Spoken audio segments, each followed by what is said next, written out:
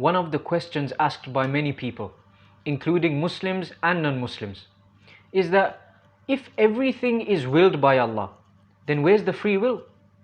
If everything is destined by Allah, then where's the freedom of choice?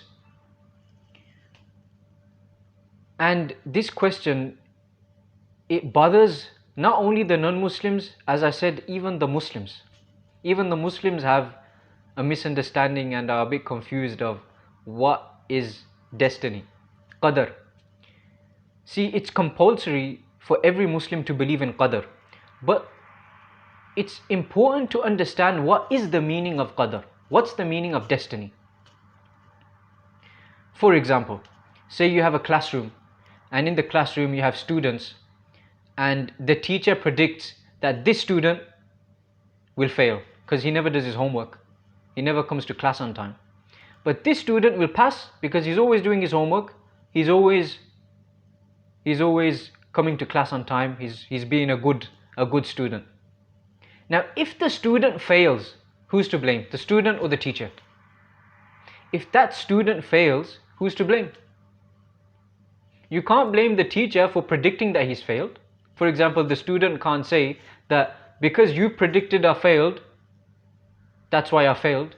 No, because the teacher already knew in advance that he's gonna fail because he never does his homework anyway.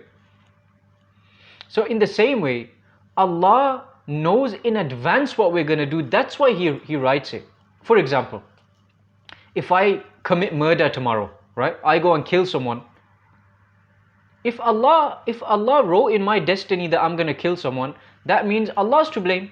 Why should I be blamed for killing someone? Imagine if I go and kill someone, why should I be blamed? If Allah willed it, Allah should be blamed. God should be blamed for writing it in my destiny, which is completely wrong. You see, if I go and kill someone, it's not because Allah wrote that I will kill someone, that's why I'm killing someone. No, it's because I'm killing someone, it's because I will kill someone, so Allah already wrote it in advance. So it's not because Allah wrote it, that's why I'm gonna do it. It's because I will do it, that's why Allah already wrote it in advance. Allah already knows what I'm gonna do. He's ilm-e-ghaib, He knows the future. So He knows what you're gonna do.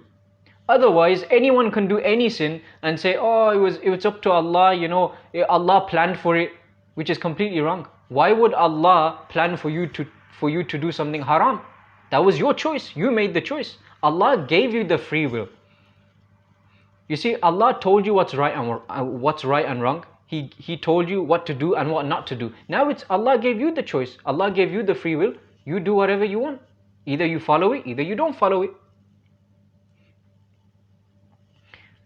For example, say you have a mother and she's watching her small son, she puts chocolate in front of the son and she puts homework, his schoolwork, in front of him. Now the mother knows the son very well. Of course, a mother knows her child more than anyone in the world, right? So the mother already knows in advance that instead of doing the homework, the son will eat the chocolate first. Now who's to blame? If the son eats the chocolate first, who's to blame? The mother for predicting it? No.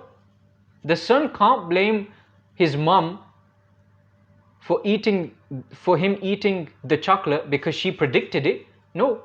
It's because the mom knows that he will be eating the chocolate. That's why she already predicted that he's going to eat the chocolate instead of doing the homework. So in the same way, Allah already knows what we're going to do. He already wrote down what we're going to do because He knows. But that doesn't mean because He wrote it, that's why we're doing it. No, it's because we will be doing it. So Allah already wrote it in advance before He created us. You see, Allah knows everything about us. Allah says in the Quran, He is more closer to you than your jugular vein. The vein in our necks, the jugular vein. Allah is more closer to you than your own jugular vein. What does that mean? It doesn't mean like He's physically closer. It means He's closer to us in the sense where He knows what's in our hearts. He knows our intentions. He knows every single thought which crosses your head, He knows that. So He already knows us more than anyone. He's our creator. So He already knows us. So that's why He already knows what we're going to do. He knows what we're going to do tomorrow, next year, 10 years, 20 years. He already knows everything. He's ilm ghaib. He knows the future. He knows the past, the present, and the future. And I'll give you another example. For example, say you finished your college or your studies or whatever it may be, and you want to study further a different subject, right? And you choose, you have many options available. You can either study to become an engineer, a doctor, a lawyer, a dentist, whatever it is, right? Now, say you choose to become a doctor. Now, if I choose to become a doctor, does that mean that, oh, Allah wrote it in my destiny that I will choose to be a doctor? That's why I'm being a doctor. No. It's because I chose to be a doctor. Allah already wrote in advance before He created me that Rahil will choose to be a doctor at this time, at this day. He already made that choice to be a doctor. So it's because Allah already wrote it in advance. Not because Allah willed it it's not because Allah willed it to happen. It's because He already wrote it in advance. And Allah can interfere whenever He wants, But if Allah interferes, it would be unjust. For example, say you're having an exam and you have, all the students in the exam, and one of the students writes the wrong answer during the exam. And the teacher who's supervising, she goes and helps the student. She corrects him. Wouldn't that be cheating? Wouldn't that be unfair? It'd be unjust, right? All the other students will get angry saying, oh, why did you help that student? It's supposed to be an exam. We're supposed to be doing the exam ourselves without any help. So it'd be unfair. So in the same way, Allah will not interfere in the free will He has given you. He can if He wants, but under normal circumstances, Allah will not interfere in the free will which He has given to you. Otherwise, where's the test? Imagine you have the teacher helping the student. What's the use of having the exam if the teacher is going to help the student? Where's the test? What's the use of having the test? Allah cannot be unjust. See, God cannot do something which is ungodly of Him, right? He can't do something which is unjust.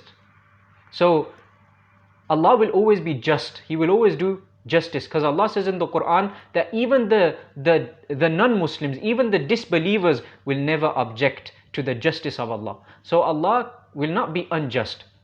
So if Allah helps us, then where's the test? Allah says in Surah Mulk, chapter number 67, verse number 2, الَّذِي خَلَقَ الْمَوْتَ وَالْحَيَاةَ. This life is a test to see which of you is good in deeds. And if Allah wants to, He can interfere. Allah says in the Quran that not even a leaf can fall with the permission of Allah. So Allah has given you the choice. Now it's up to you to choose what's right and what's wrong, and for you to make the choice of what you will do and what you will not do. And based on that, either you're going to be rewarded or you're going to be punished.